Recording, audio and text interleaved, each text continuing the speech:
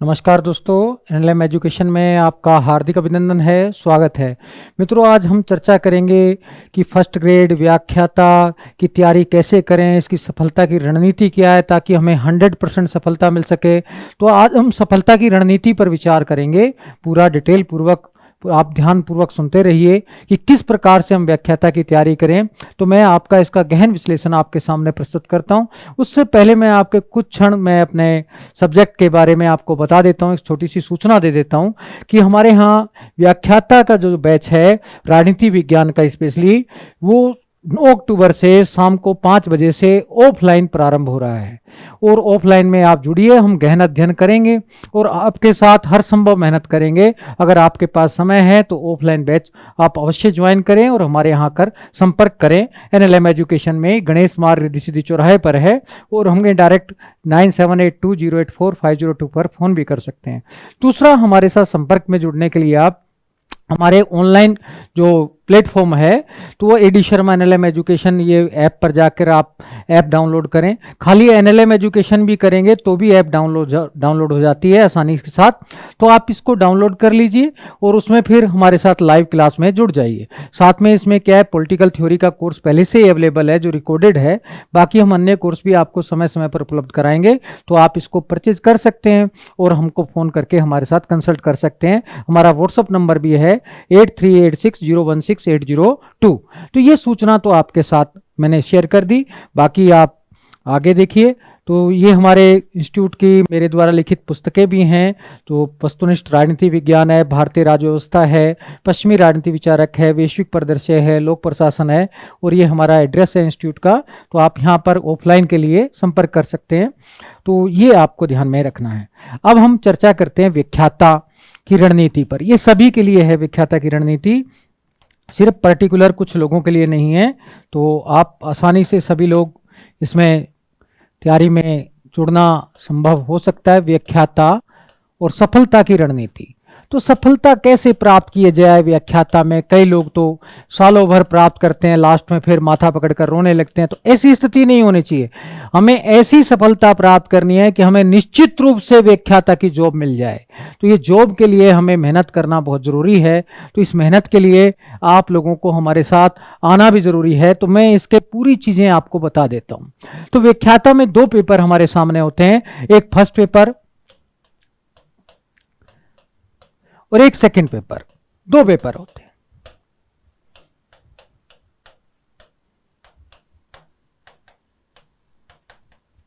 जो first paper है इसमें 75 क्वेश्चन आते हैं। कितने क्वेश्चन आते हैं? 75, जो 150 अंकों के होते हैं, यानी कि एक क्वेश्चन 2 अंक का होता है। जो सेकंड पेपर है इसमें 150 क्वेश्चन आते हैं और यानी कि ये 300 अंकों का होता है। अब यहां से आपको पता चल रहा है कि फर्स्ट पेपर की तुलना में सेकंड पेपर का वेटेज ज़्यादा है। इसमें ऑप्शनल का पेपर होता है, सब्जेक्ट का होता है, जैसे पॉलिटिकल साइंस है, हिस्ट्री है, ज्योग्राफी, हिंदी, तो उसका पेपर होता है। तो ये वाला पेपर ज़्यादा इंपॉर्टेंट है, ये आपको पता चल रहा है। अब मैं आप पर पहले फर्स्ट पेपर पर डिस्कशन कर देता हूँ कि फर्स्ट पेपर में हमें क्या करना चाहिए। फर्स्ट पेपर लेते हैं कि इसमें हमें क्या करना चाहिए। सबसे पहले हम फर्स्ट पेपर की रणनीति पर चर्चा करेंगे। मैंने बताया फर्स्ट पेपर में अभी तक 75 क्वेश्चन हैं जो 150 अंकों के हैं और ये विविध भागों के आते हैं, 150 अंकों के। तो इसमें 75 क्वेश्चन कौन कौन से क्षेत्र के होते हैं, तो क्षेत्र भी हमें मित्रों ध्यान में रहने चाहिए। तो इसमें पहला क्षेत्र है राष्ट्रीय आंदोलन और भारतीय इतिहास का है। राष्ट्रीय आंदोलन में भारतीय इतिहास का है।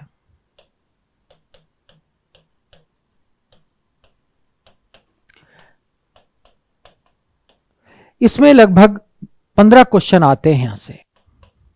यहां से 15 क्वेश्चन आते हैं ये आपको। दूसरा जो पोर्शन है वो रीजनिंग मैथ का है।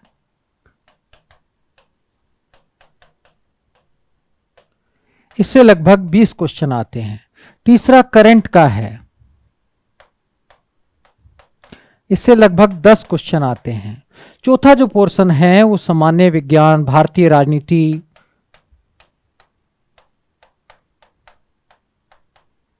सामान्य विज्ञान, राजस्थान का भूगोल, इन सब का मिश्रण है। यहां से देखा जाए तो यहां से 15 क्वेश्चन आते हैं, तो ये 15 क्वेश्चन वाला है। तो अब तक मैंने आपको रणनीति बताई जो 35, 10, 45, 60 क्वेश्चन की बता दी। अब इसके बाद एक और टॉपिक है इसमें पांचवा, वो है शैक्षिक प्रबंधन वाला। पांचवा जो सेक्शन है वो शैक्षिक प्रबंधन, शैक्षणिक प्रबंधन और शिक्षा का अधिकार है।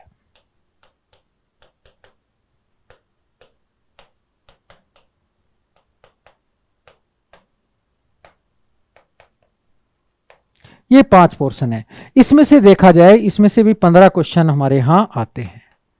15 क्वेश्चन, 15 क्वेश्चन है 15, तो ये आपको ध्यान रखना है। तो इस प्रकार से ये पोर्शन है। अब इसमें हम देखें कि अगर आपका ऑप्शनल इतिहास है या बेसिकली पॉलिटिकल साइंस है तो करंट वाला है, और साथ में भारतीय राजनीति वाले, जब आप ऑप्शनल पढ़ेंगे तो ये अपने आप कवर हो जाएंगे। इतिहास वाले जो है तो उसको इतिहास पढ़ने की आवश्यकता नहीं है। अब भूगोल वाला है तो उसको राजस्थान भूगोल पढ़ने की आवश्यकता नहीं है। तो इसमें डिफिकल्टी नहीं है, इसको आप कैसे भी आसानी से डील कर सकते हैं। और रीजनिंग और मैथ आपको कोई सिखा नहीं सकता है। मैथ तो जिसकी तेज होती है ठीक है, वो अपने आप तेज कर सकता है, तो इसके लिए आप कहीं भी प्रैक्टिस कर सकते हैं।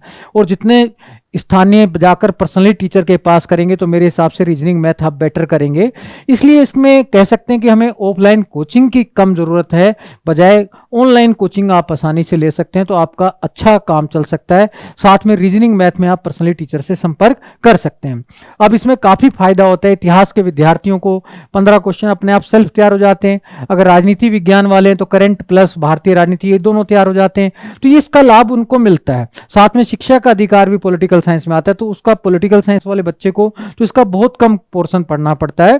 तो मैं मानता हूं कि इसको आसानी से हल किया जा सकता है, बहुत टिपिकल पोर्शन नहीं है। इसके लिए आपको भटकने के लंबे समय तक आवश्यकता नहीं है। इसके लिए ऑनलाइन कोर्स ज्यादा सफिशिएंट है बजाय ऑफलाइन बैच ज्वाइन करने के लिए।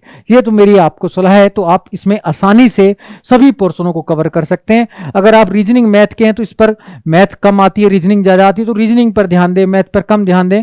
तो आप एक ऐसी स्ट्रेटजी बनाएं कि भाई 55-60 सवाल तो हमारे कवर रहने चाहिए, और ये आसानी के साथ हो सकते हैं। शैक्षणिक प्रबंधन भी आप आसानी से कर सकते हैं। इसके लिए बुक्स भी विभिन्न प्रकार की मार्केट में अवेलेबल है, अगर आप कोई बुक्स भी पढ़ सकते हैं, और बुक्स पढ़कर आप आसानी से फर्स्ट पेपर की रणनीति को क्रैक कर सकते हैं। तो ये आपको ध्यान में रखना चाहिए। इसके बाद हम आते हैं सेकंड पेपर पर। सेकंड पेपर अलग अलग विद्यार्थियों का अलग अलग जो है होता है। किसी का हिस्ट्री है, किसी का पॉलिटिकल साइंस है, किसी का हिंदी है, किसी का ज्योग्राफी है, और ये सबसे अधिक महत्वपूर्ण है। मैंने कहा यहां 150 क्वेश्चन आते हैं। 150 क्वेश्चन में से 120 तो सब्जेक्ट के ही हैं, 30 साइकोलॉजी के हैं। अब इसमें देखा जाए सब्जेक्ट के हैं 120 क्वेश्चन, यानी कि 240 अंक, और साइकोलॉजी के हैं 30 क्वेश्चन यानी कि 60 अंक। अगर हम जीएस को भी जोड़ दें साथ में 75 के 75 क्वेश्चन, तो 150 अंकों की है। तो यहां टोटल 210 ही अंक होते हैं, और ये अकेले ही 240 अंक का है। यानी कि सब कुछ निर्धारण करने में सबसे महत्वपूर्ण भूमिका ये है। ये आपका बीम है, ये आधार है, ये बेस है, ये आपको ध्यान में रखना चाहिए। बेसिक चीज सब्जेक्ट है, तो सब्जेक्ट को जितना ज्यादा गहन पढ़ेंगे तो आपको इसमें 6 महीने 8 महीने जो भी आपका सब्जेक्ट है, हिस्ट्री है तो हिस्ट्री का गहन अध्ययन, और अगर भूगोल है तो भूगोल का गहन अध्ययन, राजनीति विज्ञान है तो राजनीति विज्ञान का गहन अध्ययन आपको करना होगा। और ये अगर आपका मजबूत है तो मैं मानता हूं आपके सिलेक्शन के चांसेस भी बढ़ जाएंगे। तो सबसे पहली रणनीति आपकी अपने सब्जेक्ट को तैयार करने की होनी चाहिए। साथ में साइकोलॉजी का पोर्शन बहुत छोटा है, इसको भी आसानी से आप कोई भी ऑनलाइन कोर्स परचेज कर सकते हैं। आजकल तो जितने प्रसिद्ध टीचर हैं वो ऑनलाइन पर भी हैं, तो ये बहुत ज़्यादा आपको दिक्कत नहीं करेगा। इसमें कुछ ही चैप्टर है, आप किताब भी पढ़ सकते हैं, पाठक की बुक भी आती है उसको भी पढ़ सकते हैं। साथ में वंदना जादव और सुप्रिया गौड़ की पुस्तकें आती हैं, आप उनको भी पढ़ सकते हैं, और अपना जो बेसिक है वो अपना परफॉर्म ढंग से मजबूत कर सकते हैं। ये आपको ध्यान में रखना है। इसके बाद मित्रों मैं अब चर्चा करता हूं मेरे सब्जेक्ट पॉलिटिकल साइंस पर, कि पॉलिटिकल साइंस की रणनीति क्या होनी चाहिए, मैं उस पर भी आपको चर्चा कर देता हूं। तो आइए मित्रों हम पॉलिटिकल साइंस की रणनीति पर चर्चा करते हैं। भाई पॉलिटिकल साइंस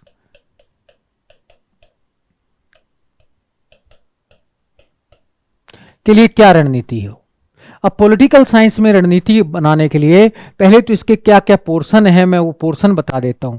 सबसे पहले तो क्या है, एक पश्चिमी विचारक हैं,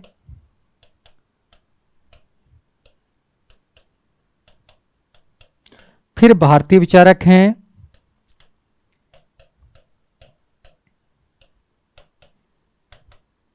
फिर राजनीति सिद्धांत है,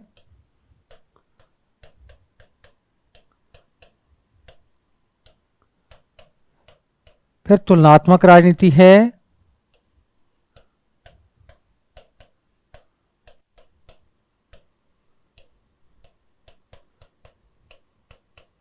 फिर आईआर है, इंटरनेशनल रिलेशन है, और फिर भारतीय राजनीति व्यवस्था है। तो देखा जाए तो इसके ये आपके सामने 6 पोर्शन दिखाई देते हैं। तो 6 पोर्शन आपको ध्यानपूर्वक पढ़ने होंगे।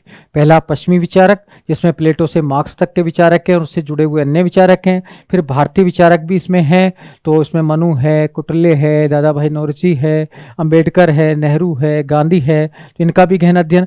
राजनीति सिद्धांत में भी आपको पूरा गहन अध्ययन करना होगा। मैं इनकी पुस्तकें भी आपको डिस्कस कर दूंगा। मेरी पहली 2 ट्यूबों पर भी काफ़ी हद तक इनकी पुस्तकों की चर्चा भी है टॉपिक वाइज। उसके बाद तुलनात्मक राजनीति है, फिर आईआर है, फिर भारतीय राजनीति व्यवस्था है।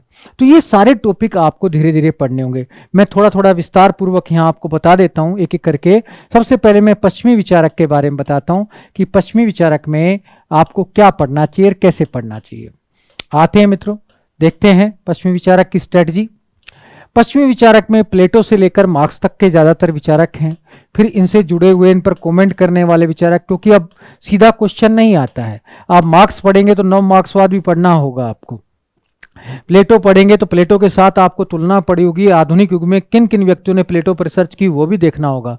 अरस्तु पर, थॉमस एक्विनास पर, साथ में आपको मैकियावेली पर, होब्स, लोक, रूसो पर, बेंथम पर, मिल पर, आपको सब पर गहन अध्ययन करना होगा। क्योंकि अब परिस्थिति वो नहीं है जो पहले वाली थी कि जैसे जैसे नया ईयर बढ़ रहा है वैसे वैसे गहन अध्ययन भी बढ़ता जा रहा है। सवाल का जो दृष्टिकोण है वो भी गहनता के साथ आगे बढ़ता जा रहा है। इसलिए मित्रों आपको ध्यान है कि हर थिंकर को आपको बहुत गहनता से पढ़ना है। लेकिन मैं बेसिक पॉइंट बता देता हूं कि आपकी सोच क्या होनी चाहिए। किसी भी पश्चिमी विचारक को पढ़ें, सबसे पहले उसकी जीवनी का गहन अध्ययन करें, क्योंकि उसकी जीवनी पर ही उसके विचार निहित रहते हैं। जैसे प्लेटो ने अन्याय को दूर करने पर बल दिया, न्याय की स्थापना पर बल दिया, क्योंकि उन्होंने अन्याय देखा था। होब्स ने गृह युद्ध देखा था, तो इसलिए निरंकुश शासन की बात करता है। लोक ने स्वतंत्रता को देखा था, समानता को देखा था। तो बेसिकली क्या है, सकारात्मक प्राणी की बात करता है, सकारात्मक अधिकारों की बात करता है। मार्क्स ने पूंजीवाद देखा, तो पूंजीवाद का विरोध कर समानता की बात करता है। तो आपको पहले तो उसकी जीवनी को पढ़ना है और जीवनी के आधार पर उसके समस्त विचारों को पढ़ना है। फिर आज के विचारकों ने क्या क्या कहा वो भी देखना है। विकिपीडिया से, नेट से, जहां से भी मैटर मिलता है आपको अधिक से अधिक गहन अध्ययन करना है। बिना गहन अध्ययन के पश्चिमी विचारक कभी कवर नहीं हो सकते। अब इसमें पुस्तकें कौन सी पढ़ें, तो आप जेपी सूद को देख सकते हैं, पीडी शर्मा को देख सकते हैं,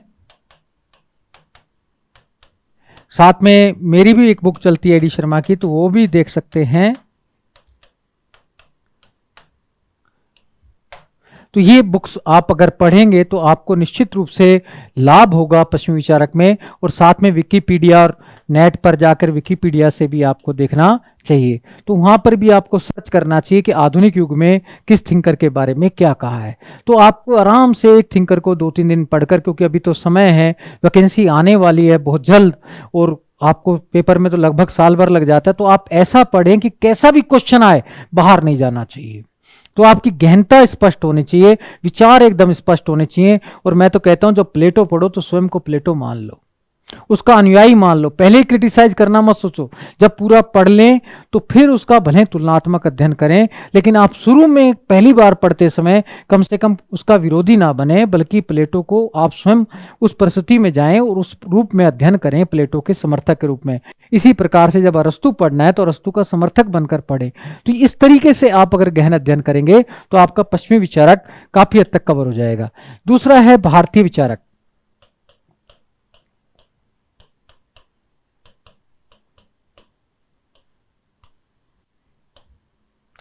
भारतीय विचारक में जब हम आते हैं तो भारतीय विचारक में मनु, कौटिल्य जैसे विचारक इसमें है। मनु है, कौटिल्य है, अरविंद है, गांधी है, अंबेडकर है, नेहरू है, लोहिया भी है और नए भी ऐड हो सकते हैं। लेकिन अब हमें ध्यान रखना है कि हमें थोड़ा सा इससे ज़्यादा वाइड जाकर पढ़ लेना चाहिए, क्योंकि राजा राम मोहन राय हिस्ट्री में भी आते हैं। तो अभी कॉलेज लेक्चर में भी राजा राम मोहन राय था, लेकिन फिर भी उसमें पेपर में क्वेश्चन पूछ लिया कि भाई जो प्रेस की स्वतंत्रता के लिए याचिका दायर हुई थी प्रिवी काउंसिल में, उसमें कौन 4 लोग साथ गए थे, तो चारों के नाम थे, तो चारों ऑप्शन सही हो जाते हैं। तो इस प्रकार से हर थिंकर को बहुत गहनता के साथ आपको पढ़ना होगा। मनु, कौटिल्य, गांधी, अरविंदो, अंबेडकर, लोहिया को। अरविंदो के बारे में भी गहनता के साथ भाई कहाँ पर थे, कौन कौन सी पुस्तकें थी, किन किन पुस्तकों में कौन कौन से विचार दिए, इनका राष्ट्रवाद क्या था, अंतर्राष्ट्रवाद क्या था, इनकी स्वतंत्रता संबंधी विचार क्या थे, और ये बाकी चीज़ों के बारे में क्या कहते हैं, प्लेटो और अरस्तु के बारे में क्या है, महामानव की अवधारणा जो नीत्शे से प्रभावित लेकर उन्होंने दी थी वो क्या है। तो ऐसे सारे विचार आपको गहन रूप से ही पढ़ने हैं। यहाँ भी आपको वही स्ट्रेटजी अपनानी है जो आपने पश्चिमी विचारक में अपनाई है, गहनता के साथ। वर्तमान थिंकरों ने इन विचारकों पर क्या अध्ययन किया है वो भी आपको पता रहना चाहिए, तभी जाकर आप पूरा क्वेश्चन ढंग से कर पाएंगे। इसमें भारतीय विचारक में किताबें कौन कौन सी पढ़ें तो वो भी मैं बता देता हूँ। इसमें एक तो पुरुषोत्तम नागर की किताब आती है, आप उसको देख सकते हैं बेसिक बुक्स में। अवस्थी एंड अवस्थी आती है, उसको भी देख सकते हैं। फिर एक एस.एल. वर्मा की आती है, एस.एल. वर्मा की भी आप देख सकते हैं। और मिल जाए तो मधुकर श्याम चतुर्वेदी की भी ठीक है, तो उनकी किताब भी अच्छी है, आप मधुकर श्याम चतुर्वेदी की भी देख सकते हैं। तो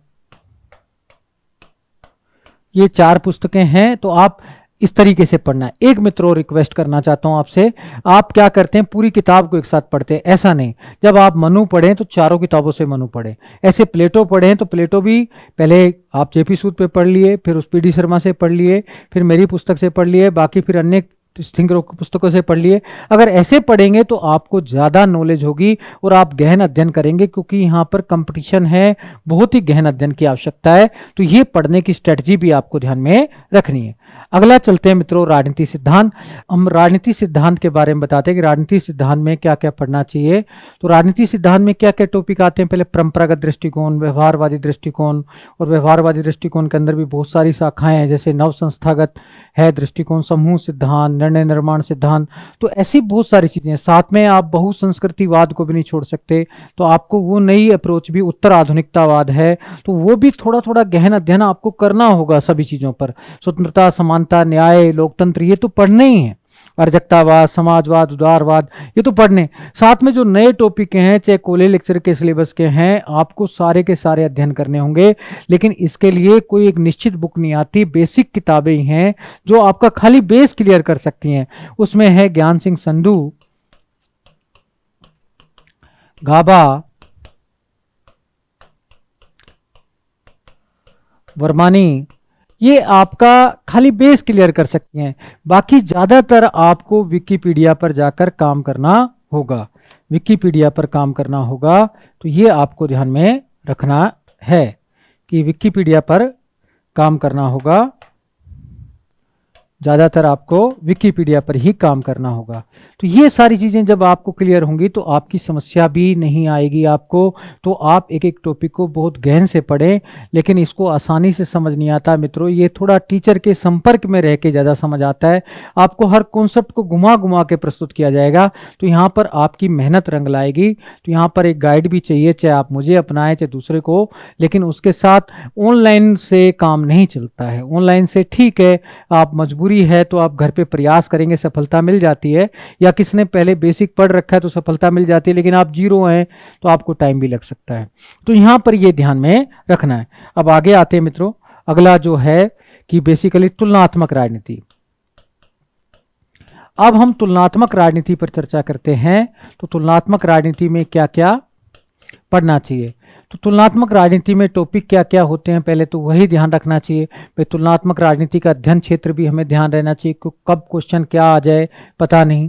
तो तो इसलिए तुलनात्मक राजनीति में इसका आपको अध्ययन क्षेत्र, फिर इसके अध्ययन के उपागम भी आपको जानकारी होनी चाहिए, फिर संरचनात्मक प्रक्रियात्मक सिद्धांत है, व्यवस्था सिद्धांत है, वो तो इससे जुड़े हुए हैं, फिर विधायिका, कार्यपालिका, न्यायपालिका भी, फिर राजनीति विकास, राजनीति संस्कृति, राजनीति दल, दबाव समूह जैसी अवधारणाएं भी, इसके अंदर मतदान व्यवहार भी, जितना भी टॉपिक है आपको सारे गहन अध्ययन करने होंगे। लेकिन इसमें आधुनिक अध्ययन भी जरूरी है। चाहे भारतीय राजनीति में रजनी कोठारी पर लिखा, बताया आपको, रुडोल्फ एंड रुडोल्फ के बारे में बताया, वो सारे अध्ययन आपको आने चाहिए। साथ में मैकेंजी ने क्या, रॉबर्ट मैकेंजी ने ब्रिटेन के बारे में क्या कहा कि दल के बारे में आधुनिक लोगों ने क्या अध्ययन किया, कार्यपालिका में आज आधुनिक अध्ययन क्या हो रहा है, तो वो सारी बातें पता होनी चाहिए। इसमें किताबें तो आपको हिंदी में तो 2 ही मिलेंगी, जोहरी की और गैना की, लेकिन यहाँ भी आपको विकिपीडिया का सहारा लेना होगा, नेट का सहारा ज़्यादा लेना होगा, तो आप अपने अध्ययन को अधिक उपयोगी बना सकते हैं। तो ये आपको ध्यान में रखना है। इसके बाद तुलनात्मक राजनीति के बाद हम आते हैं आईआर पर। आईआर सबसे अच्छा पोर्शन है, सबसे करंट वाला पोर्शन है, लेकिन बस समझने की ज़रूरत है। लेकिन आज हम कर क्या रहे हैं, आईआर को ऐसे पढ़ते हैं कि बस आसानी से बस सोचते हैं एक फड़िया पढ़ ली तो हो गया अध्ययन। फड़िया से अध्ययन कम नहीं चलता। अब नई नई थ्योरी आ गई, नव यथार्थवाद आ गया, तार्किक यथार्थवाद आ गया, रणनीतिक यथार्थवाद आ गया, सौदेबाजी का यथार्थ आ गया, तो नए नए सिद्धांत आ चुके हैं, नई नई थ्योरियाँ आ चुकी हैं। तो आपको सारी थ्योरियाँ का ज्ञान होना चाहिए। युद्ध के बारे में भी नए अध्ययन हो चुके हैं, नैतिकता के बारे में भी नए अध्ययन हो चुके हैं, तो उन सबको आपको ध्यान रखना चाहिए। इसके लिए हम क्या करें, तो इसके लिए मैं बता देता हूं कि महेंद्र कुमार की अंतर्राष्ट्रीय राजनीति सिद्धांत की किताब आती है, एक तो वो देखनी चाहिए।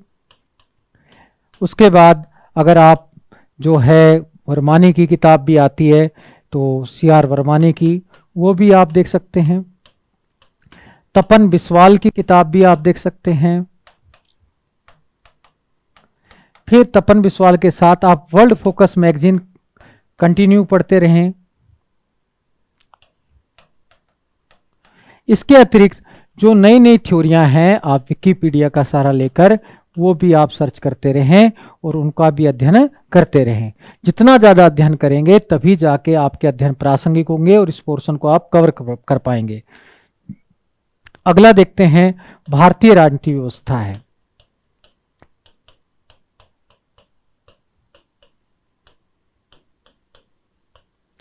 भारतीय राजनीति व्यवस्था में, यानी कि भारतीय संविधान नहीं है, भारतीय राजनीति व्यवस्था, इसमें प्रैक्टिकल राजनीति वाले भी हैं, यानी कि क्षेत्रवाद, जातिवाद जैसे अध्ययन भी हैं। तो वहाँ भी आपको नए नए अध्ययन करने होंगे, उनका गहन अध्ययन करना जरूरी है। इसमें किताबें क्या क्या पढ़े भाई, ठीक है, लक्ष्मीकांत, DD बसु, ये तो नॉर्मल पुस्तकें हैं, ये आप पढ़ सकते हैं। नारंग जी की है, तो ये तो आपको बेसिक किताबें तो पढ़नी होंगी। लेकिन सबसे महत्वपूर्ण है, संविधान के लिए बेयर एक्ट को आपको इस्तेमाल करना है। संविधान का जो बेयर एक्ट है वो आप देखेंगे, ये सबसे इम्पोर्टेंट भूमिका निभाएगा। साथ में आपको इग्नू के नोट्स भी देखने होंगे क्षेत्रीय राजनीति के लिए, और नए नए रिसर्च के लिए विकिपीडिया का भी सहारा लेना होगा, तभी आपका ये पोर्शन कहीं ना कहीं कंप्लीट हो पाएगा। तो मित्रों, ये जो 6 पोर्शन है जो मैंने आपको डिस्कस किए, तो इस 6 के 6 पोर्शन पर आपको गहन सूक्ष्म अध्ययन की जरूरत है। तो आप गहन सूक्ष्म अध्ययन करें, और मेरा ये मानना है कि आप, ठीक है मजबूरी है तो ऑनलाइन इसमें ज्वाइन करें। तो ऑनलाइन तो हम आपके साथ हैं, आप हमारे प्लेटफॉर्म पर हमारे साथ रहेंगे, आप कभी भी सेवाएं हम जहां तक संभव है आपको देंगे और कंटिन्यू रखेंगे। आप ऐप डाउनलोड करके रखिए। साथ में इसमें सबसे इम्पोर्टेंट है कि थोड़ा ऑफलाइन हो जाए तो ज़्यादा बेस्ट है, ये मेरा व्यक्तिगत राय है। चाहे आप कोई भी टीचर चुने, जो शिक्षक आपको बार बार बताता रहे, समझाता रहे, तो आप आसानी से इसकी बेसिक अवधारणाओं को समझ पाएंगे।